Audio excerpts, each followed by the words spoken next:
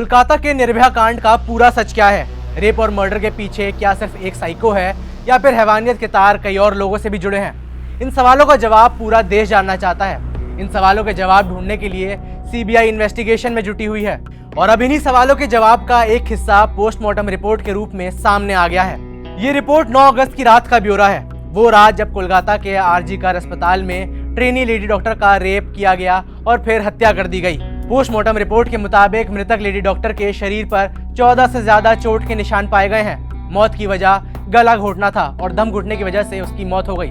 मृतक डॉक्टर के गले पर निशान मिले हैं। आरोपी ने दोनों हाथों से गला घोटा था जिसके निशान पाए गए हैं। साथ ही रिपोर्ट में रेप की पुष्टि के साथ प्राइवेट पार्ट पर हमले के सबूत भी मिले हैं। शरीर पर सभी चोटें मौत से पहले की बताई जा रही हैं। इसके अलावा फेफड़ों में खून जमा हुआ मिला है।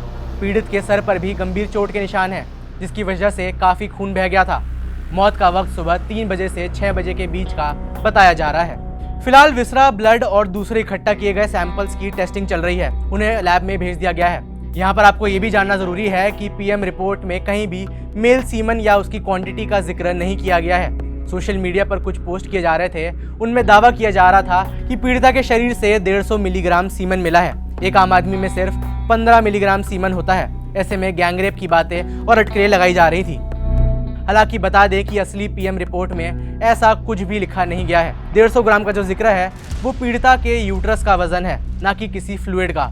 फॉरेंसिक एक्सपर्ट्स के मुताबिक जो फ्लूइड मिला भी है उसका डीएनए टेस्ट किया जा रहा है। पोस्टमार्टम रिपोर्ट के सामने आने के बाद सीबीआई ने जांच तेज कर दी है। सीबीआई की गिरफ्त में संजय रॉय नाम का एक आरोपी है और उसी से फिलहाल आगे की पूछताछ की जा रही है।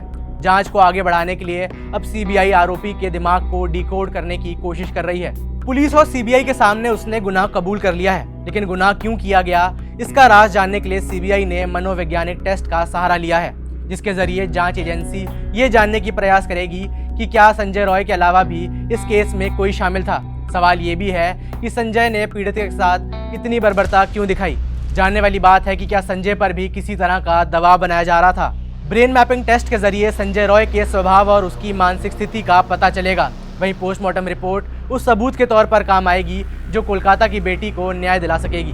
गौर करने वाली बात यह भी है कि 14 और 15 अगस्त की रात अज्ञात भीड़ ने क्राइम सीन पर जाकर तोड़फोड़ कर दी थी, आगजनी की थी। वहीं आरजी कर अस्पताल ने भी बेवजह जल्दबाजी दिखाते हुए मरम्मत का काम शुरू कर दिया था। ये कहना गलत नहीं होगा कि सबकी वजह से कई सबूत मिट गए होंगे।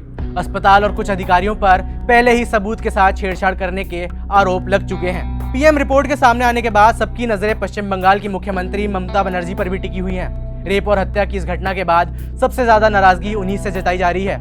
ऐसे में अगर पीएम रिपोर्ट कुछ खुलासे करती है, कुछ बातें कहती है, उसके हिसाब से एक्शन लेने की जिम्मेदारी भी सीएम ममता बनर्जी की होगी। इस पूरे मामले पर आपकी क्या राय है, यह हमें नीचे कमेंट से बताएं। मेरा नाम है वैभव, देखते रहिए जी स्विच।